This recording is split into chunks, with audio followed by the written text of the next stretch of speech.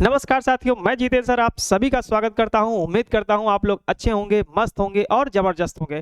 आज नया वीडियो, नए दिन, नए जोश के साथ हम लोग स्टार्ट करेंगे करंट अफेयर, जो कि आपके सभी एग्जाम में, चाहे बैंक हो, एसएससी हो, रेलवे हो और इसके साथ साथ यूपी ट्रिपल एससी की जो भी एग्जाम है, इन सभी के एग्जाम के पॉइंट ऑफ व्यू से ध्यान को रखते हुए ये मैं वीडियो बना रहा हूं, जो कि आपके लिए बहुत हेल्पफुल साबित होगा।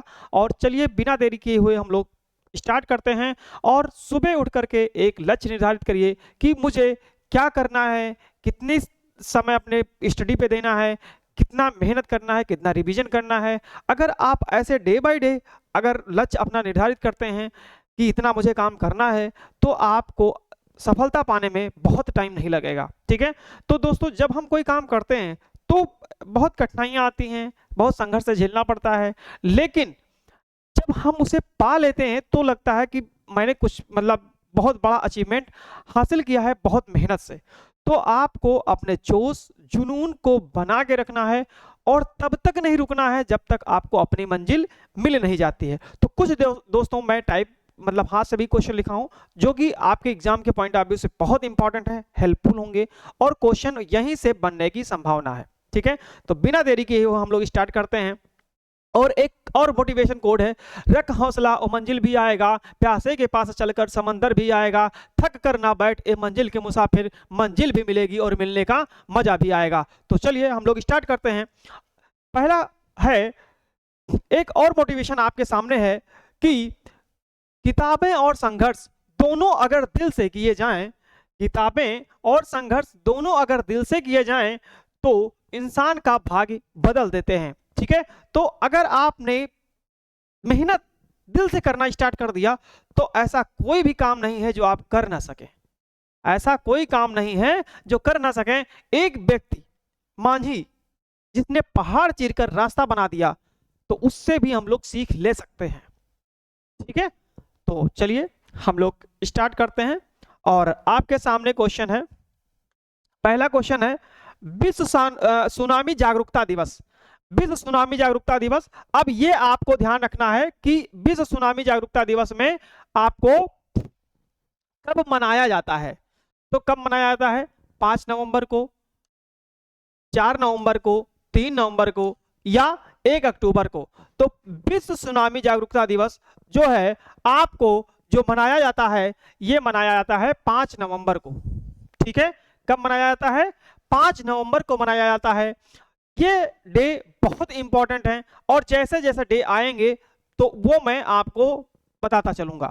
ठीक है, चलिए नेक्स्ट क्वेश्चन है आपके सामने, पूर्वी प्रचंड प्रहार।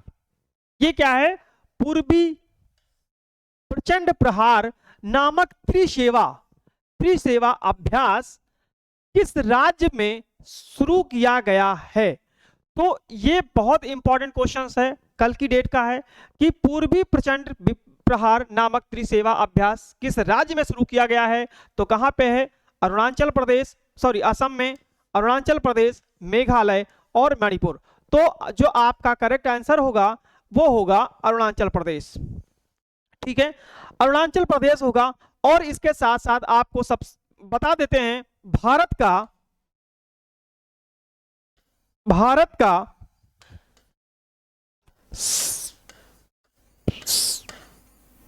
सबसे पूर्वी राज्य है। कौन सा है?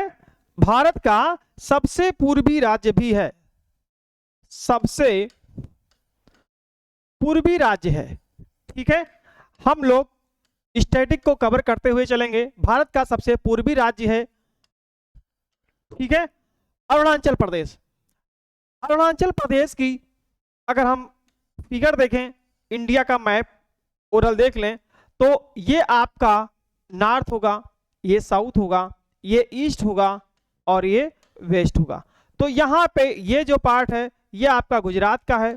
सबसे पश्चिम में पूछा जाए तो आप बता सकते हैं कि सबसे पश्चिम में कौन सा है? गुजरात है। उसके बाद यहाँ पे सबसे दक्षिणतम पूछा जाए तो तमिलनाडु है। क्या है? तमिलनाडु है। और इसके साथ साथ अगर ईस्ट की बात करें तो अरुणाचल प्रदेश है। क्या है? अरुणाचल प्रदेश है। और साथ ही साथ एक बात और ध्यान रखना है, अगर सबसे नॉर्थ की बात करें तो अब ये वाला जो पार्ट है यहां से ये है लद्दाख। ठीक है, क्या है? लद्दाख है। पहले जम्मू एंड कश्मीर जो है राज्य हुआ करता था, लेकिन अब उसको यूनियन टेरिटरीज कर दिया गया है। ठीक है, तो ये आपको ये ध्यान रखना है। और इसमें हम लोग और भी डीपली मतलब बताएंगे, बात करेंगे, लेकिन करंट अफेयर है तो पहले करंट अफेयर के साथ थोड़ा बहुत स्टैटिक लेकर चल रहे हैं, और इसके साथ साथ और डीपली नेक्स्ट मतलब धीरे धीरे बताते चलेंगे। ठीक है, चलिए बिना देरी किए हुए उम्मीद करता हूं कि ये क्वेश्चन भी समझ में आपको आया होगा। नेक्स्ट क्वेश्चन है आपके सामने। नेक्स्ट क्वेश्चन है, दुनिया के सबसे बुजुर्ग ओलंपिक स्वर्ण पदक विजेता चार्ल्स कास्टे तो 101 वर्ष की आयु में इनका जो है निधन हो गया है। ठीक है, हो गया है। वह किस खेल से संबंधित है? तो आपको ये दोस्तों बहुत इंपॉर्टेंट क्वेश्चन है।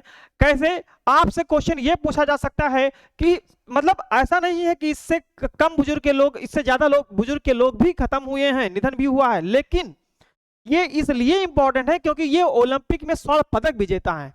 क्वेश्चन इसलिए इंपॉर्टेंट हो गया है, ये कहा गया है कि ओलंपिक में स्वर्ण पदक विजेता है और किस क्षेत्र में है ये पूछा गया, किस खेल में है। तो अब हम लोग बात करेंगे कि जो इसका ऑप्शन है साइकिलिंग है, कुश्ती है, क्रिकेट है और फुटबॉल है। तो जो इन्होंने जीता था वो साइकिलिंग में जीता था, यानी कि दुनिया के सबसे बुजुर्ग जो साइकिलिंग में ओलंपिक्स में स्वर्ण पदक विजेता चार्ल्स कास्टे। तो ऐसा भी क्वेश्चन पूछा जा सकता है कि दुनिया के सबसे बुजुर्ग ओलंपिक स्वर्ण पदक विजेता साइकिलिंग के चार्ल्स कास्टे का कितने वर्ष की आयु में निधन हो गया है? तो आपको एक बात ये भी ध्यान रखना है, 101 वर्ष की आयु में निधन हुआ है। ठीक है, और उनका नाम क्या है? चार्ल्स कास्टे है जिनका निधन हुआ है। और ये किस देश से हैं? तो आपको यह भी ध्यान रखना है, चार्ल्स कास्टे फ्रांस के रहने वाले हैं। कहां के रहने वाले हैं? फ्रांस के रहने वाले हैं, फ्रांस के रहने वाले हैं। तो हमें एक बात ये भी ध्यान रखना है कि जहां अब हो सकता है किस देश से पूछ लिया जाए कि किस देश के रहने वाले हैं, तो फ्रांस ध्यान रखना है। ठीक है, तो ऐसे मैक्सिमम क्वेश्चन जहां से बनने की संभावना है वो मैं एक एक क्वेश्चन आपके सामने लेकर के आ रहा हूं। ठीक है, नेक्स्ट क्वेश्चन है आपके सामने। नेक्स्ट क्वेश्चन है, चलिए, भारत के ने 1 नवंबर 2025 से 1 नवंबर 2025 से किस कृषि उत्पाद पर लगभग 30% आयात शुल्क लगाने की घोषणा की है? ठीक है, तो कृषि उत्पाद पर लगभग कितने प्रतिशत का? एक क्वेश्चन यहां से ध्यान रखना है, 30%। ठीक है, और कौन से उत्पाद पर? तो सोयाबीन है, पीली मटर है, गेहूं है या मकई है? तो आपका जो आंसर होगा वो होगा पीली मटर। क्या होगा? पीली मटर होगा। चलिए हम लोग इस पे बात कर लेते हैं। भारत दुनिया का सबसे बड़ा पीली मटर आयातक है। घरेलू किसानों के दबाव के बाद 1 नवंबर से इस पर लगभग 30% आयात शुल्क लागू किया गया है। ठीक है, तो अगर आपसे क्वेश्चन पूछ लिया जाए कि किस उत्पाद पर, तो पीली मटर पर, और कितने प्रतिशत आयातक है? 30%। ठीक है, चलिए नेक्स्ट क्वेश्चन पे हम लोग चलते हैं। और नेक्स्ट क्वेश्चन ये आपका बहुत बहुत वेरी मोस्ट इंपॉर्टेंट क्वेश्चन है। यहां से क्वेश्चन बनेगा ही बनेगा। आप कोई भी एग्जाम देने जाओगे, चाहे आपका एसएससी का हो, बैंक का हो, रेलवे का हो, यूपीटीएससी एग्जाम हो, जो भी एग्जाम आप देंगे, इस क्वेश्चन से एक क्वेश्चन जरूर पूछा जाएगा। कारण क्या है? क्योंकि विमेंस ने पहली बार विश्व कप जीता हुआ है क्रिकेट का। ठीक है, तो चलिए हम लोग बात करते हैं 2025 में ICC women's cricket world cup के फाइनल में भारत ने किस टीम को हराकर पहली बार खिताब जीता है, तो पहली बार खिताब जीता है तो वो कहां पे है? दक्षिण अफ्रीका को। किसको? दक्षिण अफ्रीका। ऑस्ट्रेलिया भी है, इंग्लैंड भी है, न्यूजीलैंड भी है, लेकिन हराया किसको है?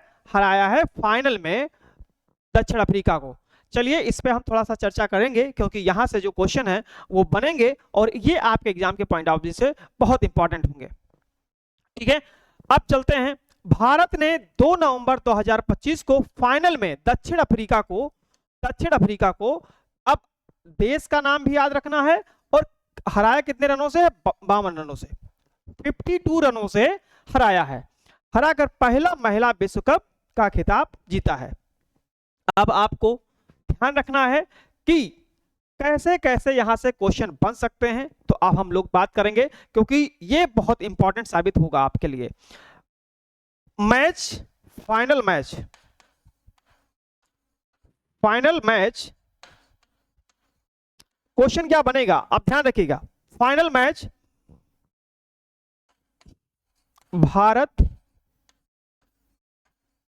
और साउथ अफ्रीका, दक्षिण अफ्रीका के बीच हुआ। दक्षिण अफ्रीका के बीच हुआ। ठीक है, दक्षिण अफ्रीका के बीच हुआ। जो भारत था, भारत ये विजेता, दक्षिण अफ्रीका उप विजेता। ठीक है, उप विजेता। अब जो भारत की कप्तान है वो कौन थी? भारत की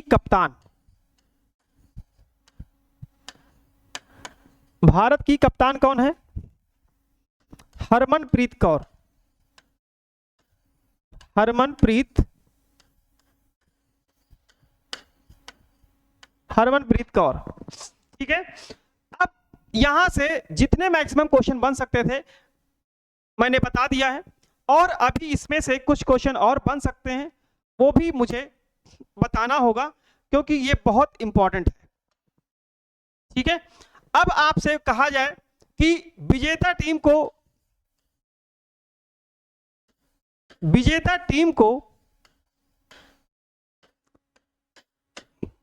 40 करोड़ रुपया, 40 करोड़ रुपया। ठीक है, उप विजेता टीम को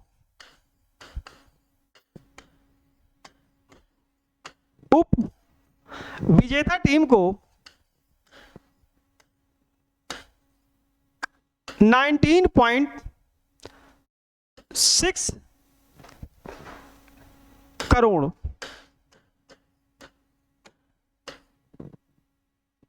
के लगभग। ठीक है, इस बात को भी ध्यान रखिएगा, हो सकता है क्वेश्चन ये पूछ लिया जाए, तो हमें हर तरीके से क्वेश्चन के लिए अपडेट रहना होगा। और ये क्वेश्चन जो मैं लिखवा रहा हूं, यहां से एक क्वेश्चन कोई भी एग्जाम देने जाएंगे पूछा जाएगा। अब भारत ने 47 साल तक इंतजार किया है, 47 ईयर इंतजार किया है, फिर जीता है 47 साल बाद। ठीक है, कितने साल बाद? 47 साल बाद भारत ने जीता है विश्व कप। ठीक, अब यहां से और क्वेश्चन कौन से बन सकते हैं, इस पे हम लोग चर्चा करेंगे। क्या हो सकता है? ये कहां पर हुआ था मैच? ये कहां पर हुआ था? डी.वाई. पाटिल स्टेडियम। कहां हुआ था? मुंबई। इसका मतलब ये मैच जो हो रहा था वो कहां हो रहा था? भारत में। ठीक है, अब इसके साथ साथ ये तो आपके क्वेश्चन हो गए। अब इसके साथ साथ कुछ क्वेश्चन यहीं से और बनेंगे, और इंपॉर्टेंट इसलिए है कि क्योंकि ये बहुत मतलब पहली बार जीता है, ठीक है, और ये भारत में आयोजित भी हो रहा था। तो मतलब यहां से क्वेश्चन बहुत सारे बन सकते हैं। और इससे पहले अब इसके बाद में क्या हो सकता है, Deepti Sharma,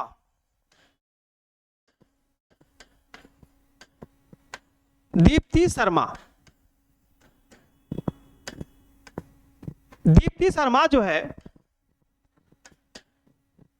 vice wicket, question आ जाए तो आप बता सकें कि सबसे ज्यादा विकेट लेने वाली कौन सी खिलाड़ी हैं, दीप्ति शर्मा। ठीक है, अब ये और इंपॉर्टेंट है, दीप्ति शर्मा कहां की रहने वाली हैं, तो यूपी, उत्तर प्रदेश, कहां की रहने वाली हैं, उत्तर प्रदेश, आगरा, कहां की रहने वाली हैं, आगरा में उत्तर प्रदेश की रहने वाली हैं। ठीक है, आगरा की उत्तर प्रदेश में रहने वाली हैं। ठीक है, अब दीप्ति शर्मा को प्लेयर ऑफ द सीरीज चुना गया है। ठीक है, क्या चुना गया है, प्लेयर ऑफ द सीरीज चुना गया है। और इसके साथ साथ आपसे क्वेश्चन यह पूछा जा सकता है, प्लेयर ऑफ द मैच कौन है, player of the match, player of the match Shafali Verma को,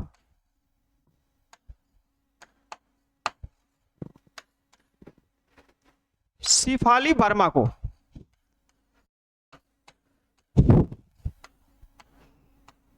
शिफाली वर्मा को चुना गया है। ठीक है, तो आपको यह ध्यान रखना है कि कैसे क्वेश्चन बन सकते हैं, कहां से क्वेश्चन बन सकते हैं। अब इससे बाहर नहीं आएगा, अब इससे बाहर नहीं आएगा, ऐसी पूरी पूरी उम्मीद है। और यहां से एक क्वेश्चन जरूर मिलेगा। अच्छा, एक साथ इसके साथ साथ ये दीप्ति शर्मा को 22 विकेट, सबसे ज्यादा विकेट किसने लिया है पूरे टूर्नामेंट में, दीप्ति शर्मा ने लिया है।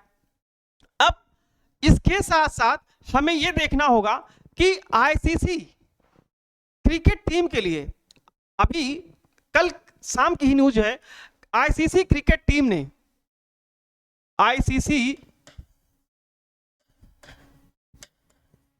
क्रिकेट टीम के लिए, बहुत ध्यान से समझिएगा क्योंकि ये बहुत इंपॉर्टेंट है, बहुत नहीं, वेरी वेरी, जितना बोल दो वी एम, बहुत इंपॉर्टेंट है। अब पूरे वर्ल्ड में ऐसे कितने खिलाड़ियों को आईसीसी क्रिकेट टीम के लिए चुना गया है, तो भारत के 3 खिलाड़ियों को चुना गया है। कितने खिलाड़ियों को टीम के लिए, भारत के 3 खिलाड़ियों को चुना गया है, 3 खिलाड़ियों को चुना गया है, यह भी ध्यान रखिएगा, 3 खिलाड़ियों को चुना गया है, बहुत ध्यान से समझिएगा। अब उसमें से ये दोनों लोग हैं, दीप्ति शर्मा भी हैं, शिफाली वर्मा भी हैं, ठीक है, और एक खिलाड़ी और भी है। ठीक है, तो मैं भी उस मतलब क्लियर कर लूंगा, लेकिन ये आपका तो है और तीसरी ध्यान रखना पड़ेगा। अब हम लोग चलते हैं अगले क्वेश्चन पे। अब यहां से जो मैक्सिमम क्वेश्चन है ये आपसे पूछे जा सकते हैं। यहां से नाम भले ना पूछे, लेकिन आपसे इतना पूछा जा सकता है कि आईसीसी क्रिकेट टीम के लिए कितने खिलाड़ियों को भारत में चुना गया है। मैं एक क्वेश्चन यहां से बनाता हूं, आप लोग करिएगा। मैं एक क्वेश्चन बनाता हूं आईसीसी क्रिकेट टीम के लिए, खुद मैं क्वेश्चन बना रहा हूं, अब आप तुरंत इसका रिप्लाई करिएगा। आईसीसी क्रिकेट टीम के लिए, आईसीसी नाम नहीं पूछा जाएगा, ये ध्यान रखिएगा, लेकिन ये जरूर पूछा जाएगा कितने खिलाड़ियों को आईसीसी क्रिकेट टीम के लिए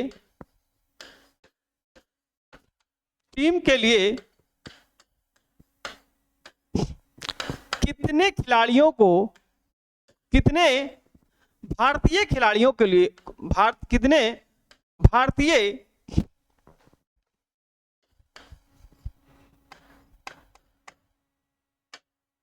खिलाड़ियों को, भारतीय महिला खिलाड़ियों को,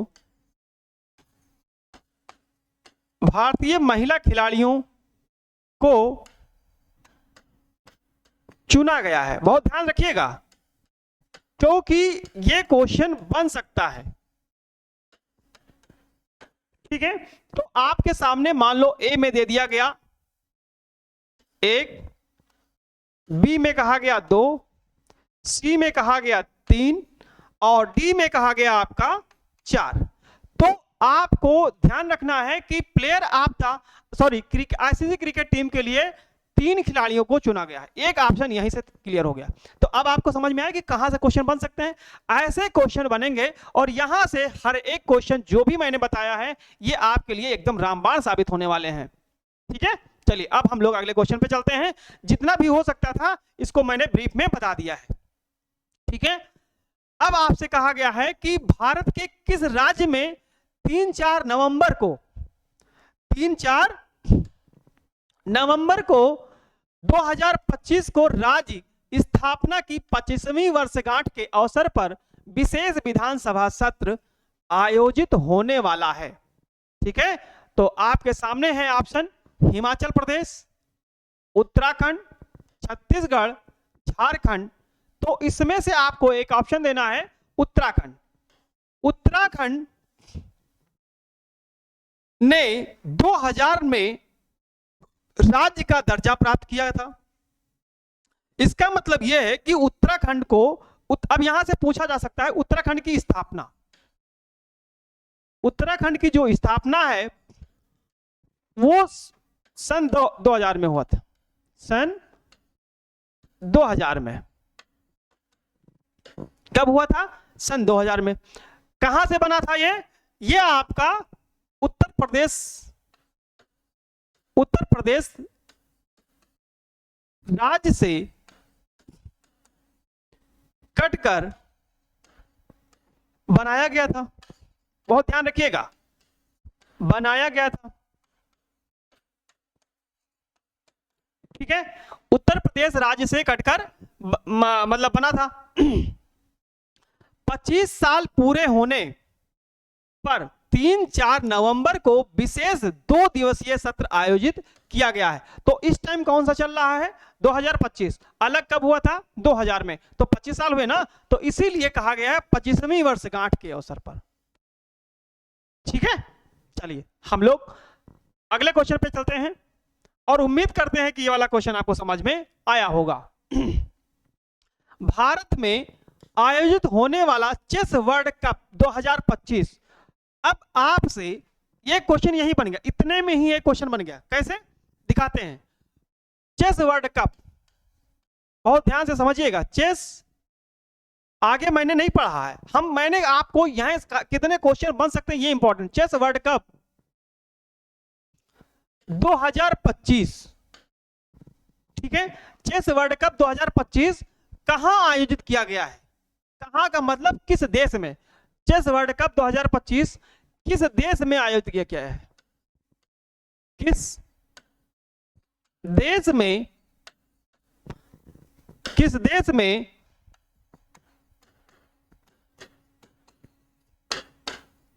आयोजित किया गया है? आयोजित किया गया है। ठीक है, तो अब आपके सामने मैं आपसे यहां क्वेश्चन बना के दे रहा हूं। भारत है, अमेरिका है, जापान है, मान लो चाइना दे देते हैं।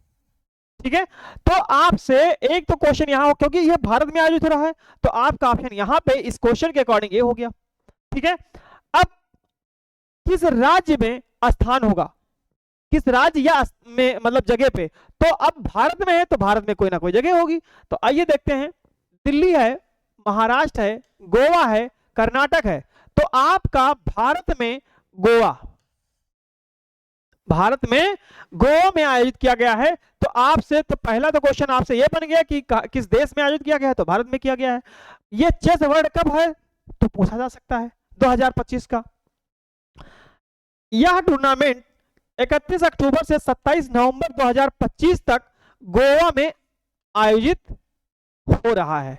अगर आपसे ये पूछा जाए कि गोवा की जो राजधानी है वो क्या है, जो गोवा की आपसे पूछ लिया जाए राजधानी क्या है, तो क्या होगी, पूछा जा सकता है तो आपकी पणजी होगी। क्या होगी, पणजी होगी। ठीक है, अब उम्मीद करता हूं कि आपको समझ में बिल्कुल आया होगा। अब हम लोग चलते हैं अगले क्वेश्चन पे, और अगला क्वेश्चन है आपके सामने, भारत में लॉन्च की गई ऑनलाइन स्टोर आभार, ऑनलाइन स्टोर आभार किस पोर्टल पर आधारित है जो हस्तशिल्प, आदिवासी व ग्रामीण उत्पादों का प्लेटफॉर्म है? तो माई जीओवी, ई श्रम, गवर्नमेंट ई मार्केट प्लेस या भारत क्राफ्ट? तो जो आपका ऑप्शन होगा क्लियर सही वो होगा सी। कौन सा होगा, सी होगा, गवर्नमेंट ई मार्केट प्लेस। कौन सा होगा, गवर्नमेंट ई मार्केट प्लेस। आभार online store government e market platform पर शुरू किया गया है, जिसमें लगभग 150 प्लस उपहार आइटम हैं जो आदिवासी समूहों, घरेलू कारीगरों द्वारा बनाए गए हैं। तो अगर आपसे यहां से ये क्वेश्चन पूछ लिया जाए कि कितने आइटम्स के लिए हैं, तो 150 प्लस, 150 से अधिक। बहुत ध्यान से समझिएगा क्योंकि ये बहुत इंपॉर्टेंट क्वेश्चन है और यहां से क्वेश्चन पूछे जाने की संभावना है। ठीक है, अब अगले क्वेश्चन पे चलते हैं और ये क्वेश्चन आपको उम्मीद करता हूं कि समझ में आया होगा। नेक्स्ट क्वेश्चन है, भारत के किस संगठन ने नवंबर 2025 में प्रोजेक्ट निर्मल धारा शुरू किया है? प्रोजेक्ट निर्मल धारा, ये अपने आप में क्वेश्चन इंपॉर्टेंट हो जाता है। जब कोई प्रोजेक्ट स्टार्ट किया जाता है तो वो अपने आप में इंपॉर्टेंट होता है। 2025 की बात कर रहा है तो जल शक्ति मंत्रालय, पर्यावरण मंत्रालय, नीति आयोग, ग्रामीण विकास मंत्रालय। तो जो इसका ऑप्शन होगा करेक्ट वो होगा जल शक्ति मंत्रालय। अब इस परियोजना का उद्देश्य देश की 20 मुख्य नदियों को, कितनी नदियों को, 20 मुख्य नदियों को, यह भी ध्यान रखना है, 20 मुख्य नदियों को औद्योगिक अपशिष्ट से मुक्त करना और जीरो लिक्विड डिस्चार्ज सिस्टम लागू करना।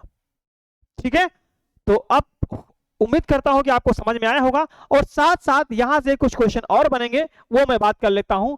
जल शक्ति मंत्रालय, यानी कि जब जल शक्ति मंत्रालय की बात किया गया है तो आपसे अगर पूछ लिया जाए कि जल दिवस, विश्व जल दिवस कब मनाया जाता है, आपसे क्वेश्चन पूछ लिया जाए विश्व जल दिवस, तो विश्व जल दिवस अगर आपसे पूछ लिया जाए तो कब मनाया जाता है दोस्तों?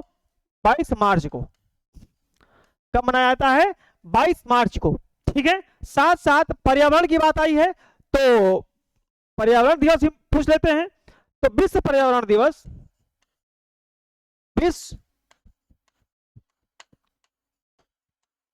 विश्व पर्यावरण दिवस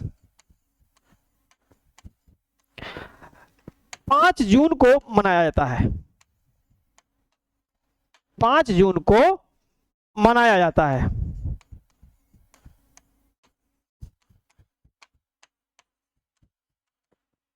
ठीक, तो यहां से जितने संभावित क्वेश्चन थे वो मैंने आपको एक्सप्लेन कर दिया है। और ये जो क्वेश्चन है ये दोनों, चाहे विश्व जल दिवस की हो चाहे विश्व पर्यावरण दिवस हो, ये दोनों क्वेश्चन आए हुए हैं और कई कई बार आया हुआ है ये हर एक एग्जाम में। तो आपको इंपॉर्टेंट डे है, ध्यान रखिएगा। नेक्स्ट क्वेश्चन आपके सामने है, इसरो ने नवंबर 2025 में कौन सा नया उपग्रह प्रक्षेपित किया जो पृथ्वी अवलोकन के लिए उपयोगी होगा। ये देखो बहुत इंपॉर्टेंट है। इस टाइम हमारे जो वैज्ञानिक है भारत के, वो भी बहुत अच्छा काम कर रहे हैं। और इस तरीके से इससे पहले सूर्य का, फिर उसके बाद में चंद्रयान, फिर मतलब बहुत सारे मतलब नए काम किए हैं जो बहुत ही इंपॉर्टेंट है और भारत की तकनीकी को आगे बढ़ाने में मदद करेंगे। एक और किया गया है लॉन्च, तो इनसैट 4E है, भास्कर 3 है, जीसैट 26 है या आदित्य L2 है। तो जो इसका करेक्ट आंसर है वो भास्कर 3 क्या है, भास्कर 3 श्रीहरिकोटा से प्रक्षेपित भास्कर 3 उच्च रिजोल्यूशन रिमोट सेंसिंग और आपदा प्रबंधन के लिए तैयार किया गया है। ठीक है, तो ये आपके लिए बहुत ही इंपॉर्टेंट होगा। नेक्स्ट क्वेश्चन है, भारत और अमेरिका ने नवंबर 2025 में किस नई रक्षा पहल पर सहमति जताई है? ठीक है, तो भारत और अमेरिका, ये इसलिए भी इंपॉर्टेंट हो जाएगा क्योंकि अभी कुछ समय पहले भारत पर अमेरिका के जो ट्रंप हैं राष्ट्रपति, उन्होंने टैरिफ लगाया था, जिसके कारण भारत और अमेरिका के बीच में तनाव था। तो काफी दिनों के बाद में मलेशिया के राजधानी कुआलालंपुर में ये समझौता किया गया है, रक्षा समझौता, जो हमारे चलिए लिख भी देते हैं, जो भारतीय रक्षा मंत्री हैं माननीय राजनाथ सिंह और जो अमेरिका के रक्षा मंत्री हैं पीट हेगसेथ। ठीक है, तो उन्होंने उन दोनों के बीच में, तो देखते हैं क्या है, कितने साल के लिए, 10 वर्ष के लिए किया गया था। तो 10 वर्ष ऑप्शन है maritime security corridor, Indo Pacific piece agreement, global drone mission. तो जो आपका ऑप्शन होगा 10 वर्षीय, कितने वर्ष के लिए, 10 वर्षीय। तो 10 वर्षीय डिफेंस कोऑपरेशन रोड मैप, इस रोड मैप के तहत दोनों देश उच्च तकनीकी, रक्षा साझेदारी, साइबर सुरक्षा और संयुक्त अभ्यास को बढ़ावा देंगे। ठीक है, तो ये कहां पे, मलेशिया की राजधानी, मलेशिया की, अगर आपसे पूछ लिया जाए कि मलेशिया की राजधानी क्या है, क्योंकि हमें हर क्षेत्र के लिए तैयार रहना है, मलेशिया की राजधानी आपसे पूछा जाए तो कुआलालंपुर है,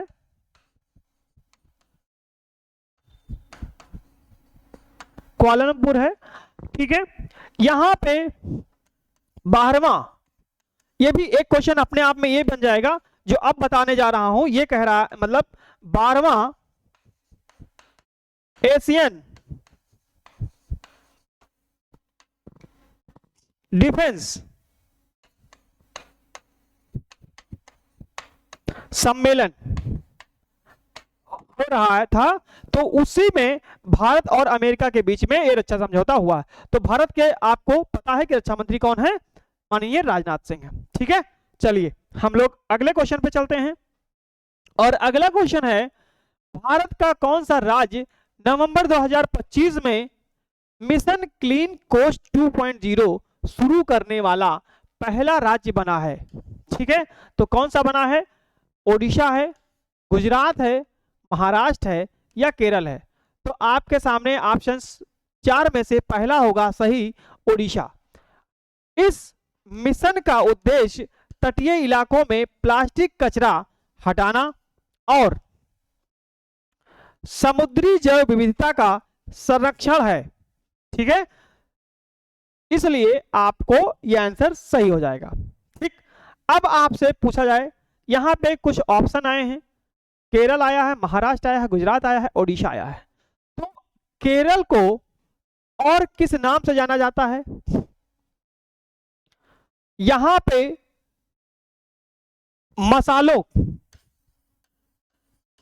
बहुत ध्यान से समझिएगा, एक एक चीज बहुत ब्रीफ में बता रहा हूं, मसालों के लिए प्रसिद्ध है। किसके लिए? मसालों के लिए। नारियल की भूमि के नाम से भी जाना जाता है, नारियल की भूमि के नाम से भी जाना जाता है। ठीक है, महाराष्ट्र तो आपको पता ही है, इसकी कैपिटल ये तो बहुत फेमस है, क्योंकि जितने उद्योगपति और साथ साथ फिल्म इंडस्ट्रीज, बहुत सारी चीजों के लिए महाराष्ट्र को आपको तो फेमस ही है। गुजरात हमारा भारत का सबसे पश्चिमी राज्य है, ठीक है। अब एक गुजरात से एक क्वेश्चन यहाँ पे बन रहा है, मैं बताता हूं। आपसे क्वेश्चन पूछा जाता है सबसे ज्यादा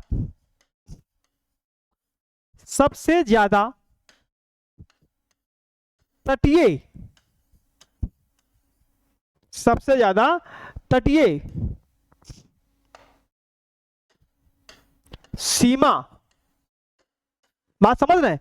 यहां से पूछा जाता है कि सबसे ज्यादा तटीय सीमा किस राज्य की है, कि तटीय सीमा किस राज्य की है,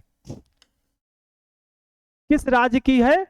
तो आपसे बताएं किस राज्य की, तो आपका गुजरात हो जाएगा। क्या हो जाएगा? गुजरात हो जाएगा। तो अब उम्मीद कर सकता हूं कि हाँ आपको बेहतर समझ में आया होगा कि यहां से आपको एक डीप फॉर्म में आपको मैं बता रहा हूं। चलिए नेक्स्ट क्वेश्चन है आपके सामने।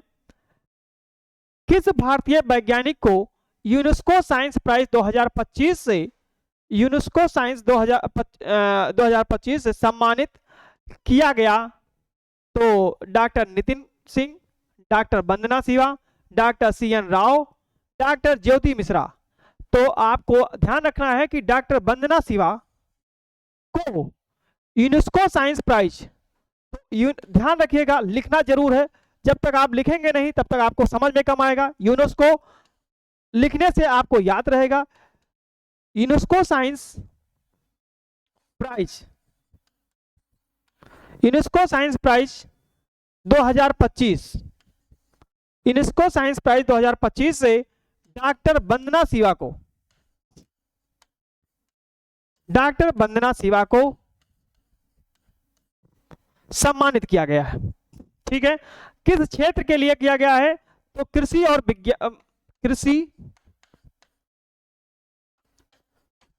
और पर्यावरण विज्ञान, कृषि और पर्यावरण विज्ञान, ठीक है। तो अब यहां से क्वेश्चन अगर कहीं से भी पूछा जाएगा तो आप अच्छे तरीके से इसको समझ गए होंगे तो बता सकते हैं, ठीक है। चलिए नेक्स्ट क्वेश्चन पे हम लोग चलते हैं। नेक्स्ट क्वेश्चन है आपके सामने। नेक्स्ट क्वेश्चन है, भारत सरकार ने नवंबर 2025 में किस नई डिजिटल योजना की शुरुआत की है? किस नई डिजिटल योजना शुरुआत की है? तो डिजिटल इंडिया 2.0, विकसित India dashboard, Bharat connect portal और वन गवर्नमेंट इंडिया। तो आपसे पूछा जा सकता है, तो आपका जो आंसर बेस्ट होगा वो होगा विकसित इंडिया डैशबोर्ड। कौन सा होगा? विकसित इंडिया डैशबोर्ड। यह पोर्टल नागरिकों को केंद्र एवं राज्य सरकार की योजनाओं की जानकारी और लाभ ट्रैकिंग एक स्थान पर उपलब्ध कराता है, ठीक है। यहां से ये क्वेश्चन बन सकता था तो मैंने आपको एक्सप्लेन कर दिया। चलिए नेक्स्ट क्वेश्चन चलते हैं। नेक्स्ट क्वेश्चन है आपके सामने, नवंबर 2025 में किस राज्य ने आईटी पॉलिसी 2025 से 30, तो ये 25 से 30 है तो इसका टाइम पीरियड भी याद रखना है। टाइम पीरियड आना चाहिए 2025 से 30, ठीक है। किस क्षेत्र के लिए? IT policy. किस क्षेत्र के लिए? आईटी पॉलिसी के लिए। अब किस राज्य ने, जो राज्य है वो हम लोग ऑप्शन से देख लेते हैं, तमिलनाडु है, तेलंगाना है, कर्नाटक है या गुजरात है। तो आपको ध्यान रखना है कि तेलंगाना होगा, ठीक है।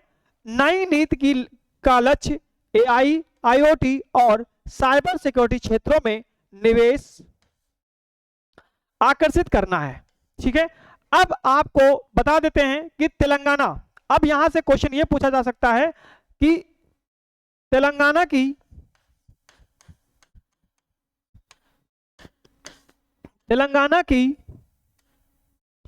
स्थापना, तेलंगाना की स्थापना 2 जून 2014 को हुई थी। कब हुई थी? 2 जून 2014 को हुई थी। तेलंगाना जो है आंध्र प्रदेश से काटकर बनाया गया था।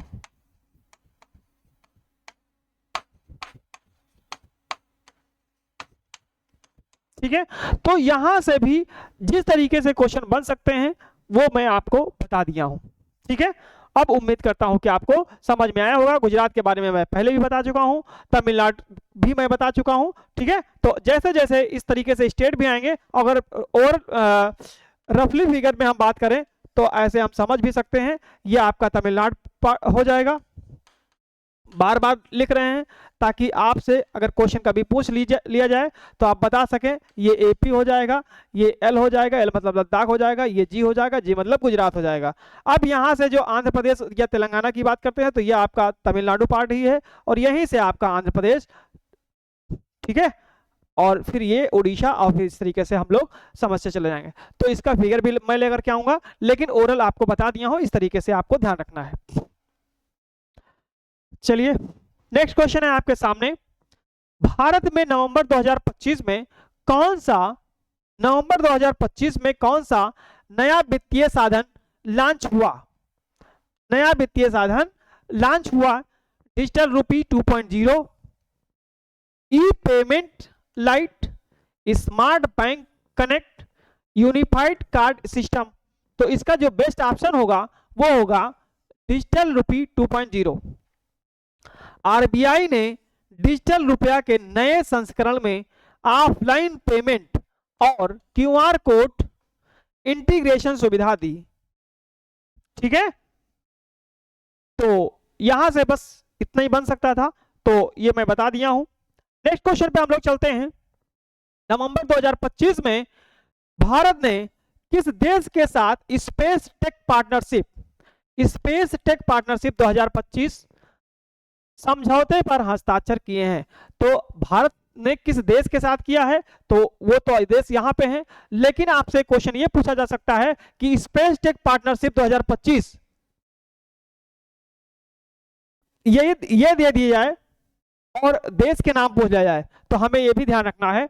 तो आपके सामने ऑप्शन है फ्रांस, जापान, संयुक्त राज्य अमेरिका और ऑस्ट्रेलिया। तो यहां से जो ऑप्शन करेक्ट होगा वो होगा जापान। अब आप क्या करेंगे, भारत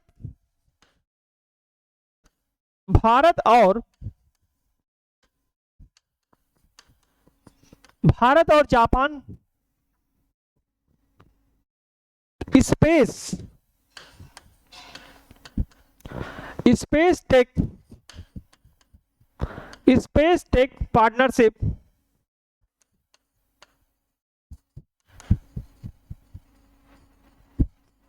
पार्टनरशिप 2025 पे समझौता किया है।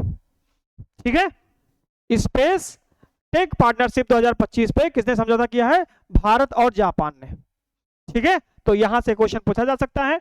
अब हम लोग एक्सप्लेनेशन भी देख लेते हैं। दोनों देशों के बीच उपग्रह डेटा साझेदारी और चंद्रमा अनुसंधान में सहयोग हेतु समझौता हुआ है।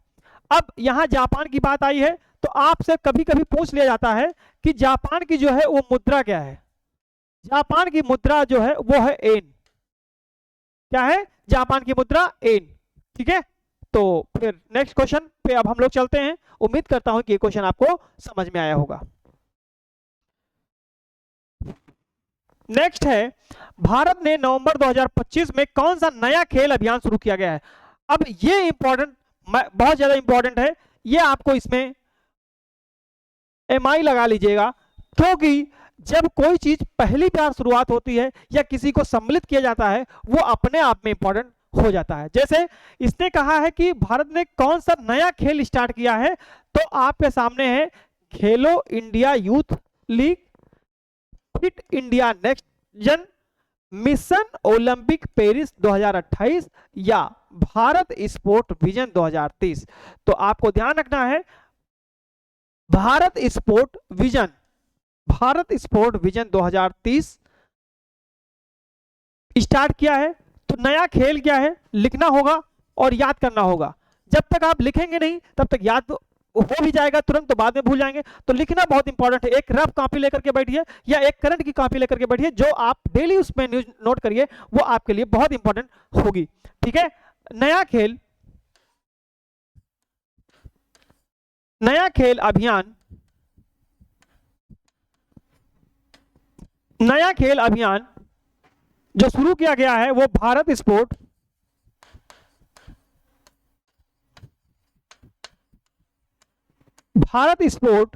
विजन, भारत स्पोर्ट विजन 2030, कितना 2030 शुरू किया गया है।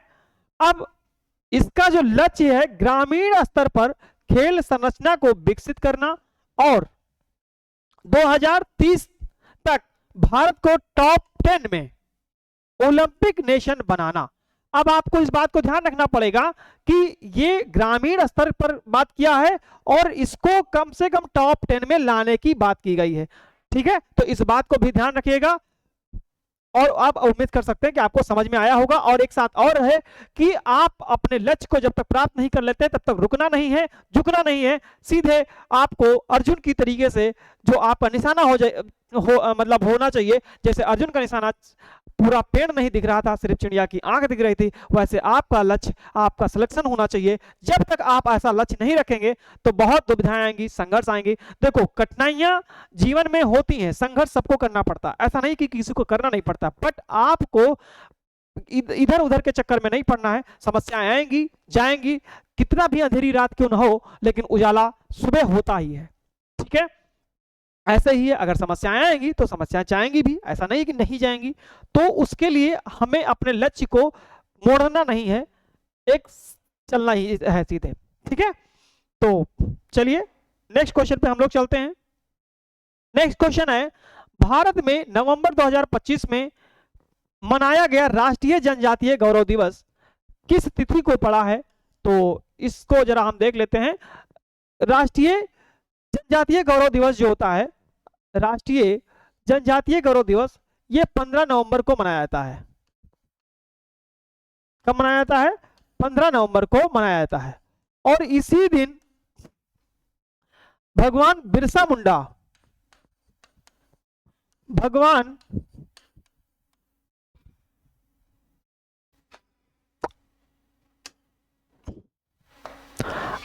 बिरसा मुंडा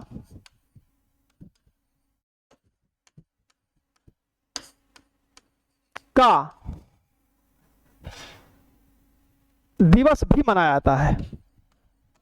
ठीक है, मतलब उनकी जयंती मनाई जाती है। तो आपको यहां से दो क्वेश्चन पूछे जा मतलब बन सकते हैं। ठीक है, अब हम लोग ऑप्शन पे चलते हैं।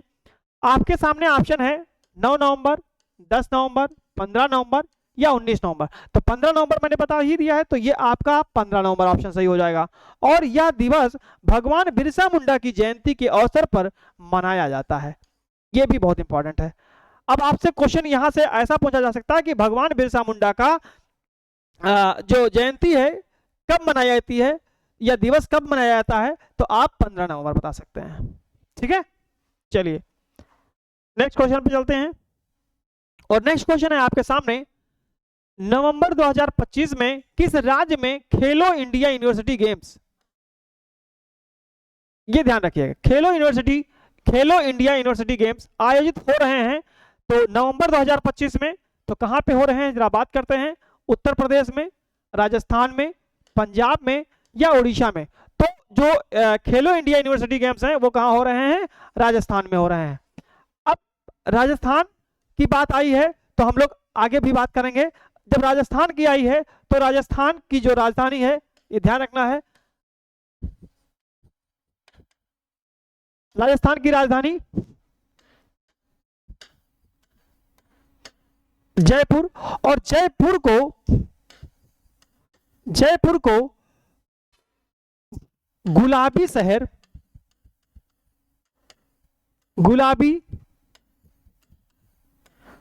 गुलाबी शहर के नाम से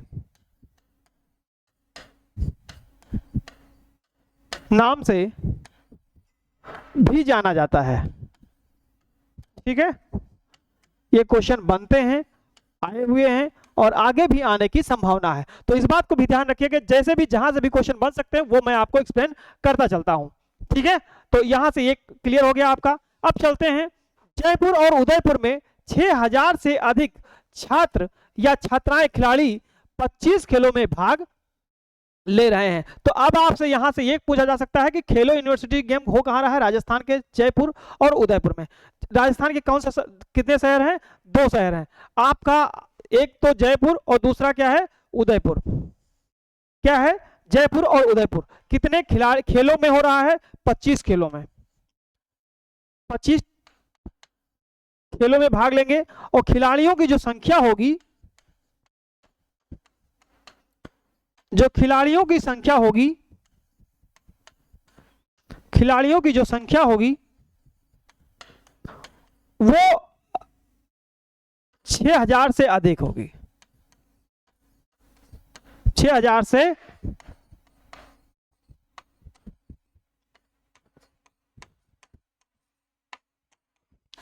अधिक होगी। ठीक है, तो अब उम्मीद कर सकता हूं कि आपको यह समझ में आया होगा। चलिए नेक्स्ट क्वेश्चन पे हम लोग चलते हैं, और नेक्स्ट क्वेश्चन है आपके सामने, कौन सी भारतीय कंपनी ने नवंबर 2025 में अपना पहला हाइड्रोजन बस प्रोटोटाइप लॉन्च किया है। तो आपसे मैंने पहले भी बोला हूं कि जब कोई भी चीज पहली बार स्टार्ट हो रही होती है तो बहुत इंपॉर्टेंट हो जाती है, वो अपने आप में उसका करंट क्वेश्चन बनता ही बनता है। अब हाइड्रोजन बस प्रोटोटाइप पहला पूछा है तो फिर ये इंपॉर्टेंट ही है। अब हम लोग बात करते हैं कि ऑप्शन के द्वारा टाटा मोटर्स, अशोक लेलैंड, ओला इलेक्ट्रिक्स या रिलायंस मोबिलिटीज, तो जो ऑप्शन इसका करेक्ट होगा वो होगा टाटा मोटर्स। ठीक है, तो आपसे पहला हाइड्रोजन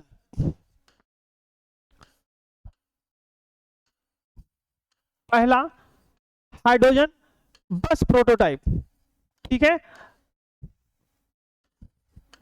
बस प्रोटोटाइप किसने किया है, टाटा मोटर्स ने।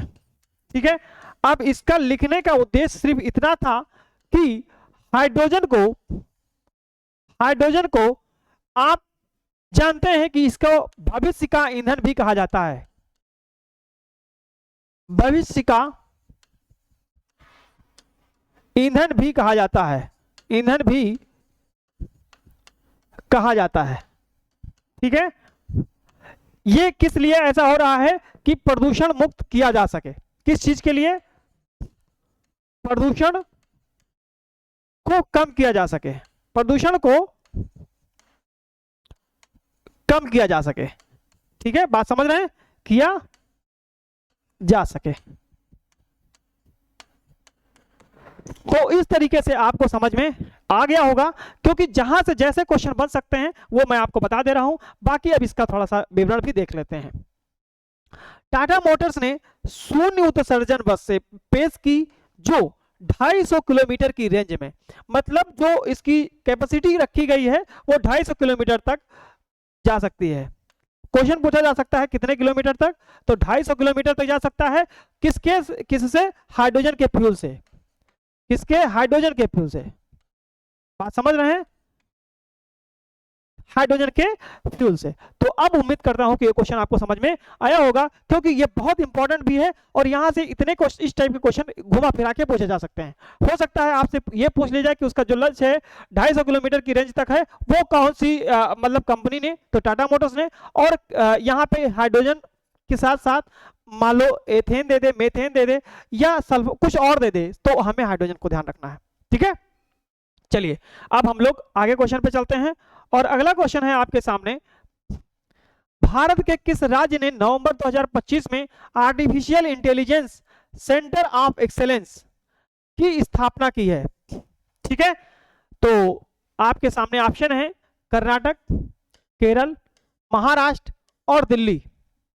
तो दिल्ली जो है क्या है, केंद्र शासित प्रदेश है। क्या है, केंद्र शासित प्रदेश है। ठीक, अब केरल को मसालों का शहर या बगीचा के नाम से भी जानते हैं। ध्यान रखिएगा क्योंकि यहां से क्वेश्चन पूछे जाते हैं। मसालों का शहर किसे कहा जाता है, तो अभी लिखवाया भी था और फिर से बार बोल रहा हूं कि इसको ध्यान रखिएगा। मसालों का शहर केरल के नाम से जाना जाता है। और नारियल की भूमि, ठीक है, नारियल की भूमि, ये आपको विशेष ध्यान रखना है कि जहां से जैसे क्वेश्चन बन सकते हैं वो मैं आपको बताता चल रहा हूं। अब कर्नाटक और महाराष्ट्र, तो कर्नाटक से अगर बात करें तो कर्नाटक की राजधानी क्या है, ये आप लोग कमेंट करेंगे। कुछ होमवर्क आपको पर डे मिलेगा, सिंपल सा है, लेकिन आप जरूर बताइएगा क्योंकि जब तक आप मेहनत नहीं करेंगे, जब तक आप खुद से कुछ करना नहीं चाहेंगे, तब फिर जो है प्रॉब्लम रहेगी ना। तो हमें भी मेहनत करनी है, आपको भी साथ में मेहनत करनी है क्योंकि एग्जाम आपको देना है। तो इसलिए हमें कुछ सिंपल चीजें कभी कभी पूछ ली जाती हैं और हम लोगों को कंफ्यूजन में नहीं आता है, तो वो कब आएगा, वो बार बार रिवीजन के उसमें आएगा। ठीक है, चलिए अब हम लोग चलते हैं इसका थोड़ा, हाँ, इसका एक्सप्लेनेशन भी देख लेते हैं। जो इसका ऑप्शन है, artificial intelligence centre of excellence की स्थापना की है तो किस राज्य ने की है, महाराष्ट्र ने की है। किसने की है, महाराष्ट्र ने की है। यह केंद्र पुणे में स्थापित हुआ है। तो महाराष्ट्र जो पुणे है वो महाराष्ट्र का एक शहर है। ये क्या है, शहर है, कहां का, महाराष्ट्र का। ठीक, इसका जो उद्देश्य है वो AI बेस्ड गवर्नेंस सॉल्यूशन तैयार करना है। ठीक है, तो अब उम्मीद करता हूं कि आपको समझ में एक क्वेश्चन आया होगा। तो जैसे भी जहां से भी क्वेश्चन पूछे जा सकते हैं वो मैं आपको बताता रहता हूं और फिर आप उम्मीद कर सकते हैं कि आपको बिल्कुल समझ में आया होगा। कुछ दिवस हैं वो इंपॉर्टेंट हैं, आपको मैं बताता भी चल रहा हूं और जिस मंथ के होंगे वो तो बताऊंगा ही, और साथ साथ कुछ इंपॉर्टेंट है जैसे विश्व पर्यावरण दिवस है वो मैं बता दिया हूं, विश्व पृथ्वी दिवस पूछ लिया जाता है, विश्व हेल्थ डे स्वास्थ्य दिवस पूछा जा सकता है। इस तरीके से दिवस आप कोई भी एग्जाम देने जाएंगे आपको मिलेगा। ठीक है, तो हमें दिवस पर भी ध्यान रखना है। कभी कभी कोई जब नई चीज होती है, जैसे ओलंपिक हुआ तो उसकी थीम भी पूछी जा सकती है, किसने गोल्ड मेडल जीता था ये पूछा जा सकता है। तो कोई भी एग्जाम जब देने जा रहे हैं तो हम पिछले 1 ईयर की करंट अफेयर को लेके चलेंगे। और अभी हाल ही में नोबेल पुरस्कार दिया गया है, कितने क्षेत्र में दिया जाता है, कितनी राशि होती है, कितने मतलब लोगों को दिया जाता है, तो इन सब पे भी हम एक वीडियो बनाएंगे क्योंकि यहाँ से क्वेश्चन बनने की 100% संभावना है। करंट अफेयर लोग कहते हैं कि बहुत मतलब कहाँ से पढ़ें, कितना पढ़ें, नहीं, उसके लिए फैक्ट है, वहां से ही क्वेश्चन आते हैं। तो अगर हम लोग उतना पढ़ लेते हैं तो मैक्सिमम उम्मीद करता हूं कि हाँ क्वेश्चन वहां से आ जाने चाहिए। ठीक है, तो हम लोग पूरे जोश के साथ, जुनून के साथ अपने लक्ष्य को भेजने के लिए तैयार रहेंगे और अपने जोश और जुनून को तब तक नहीं रुकने देंगे जब तक आपको अपनी मंजिल मिल नहीं जाती है। तो उम्मीद करता हूं कि समझ में आया होगा। बाकी हम नेक्स्ट वीडियो में मिलते हैं। थैंक यू, जय हिंद, जय भारत।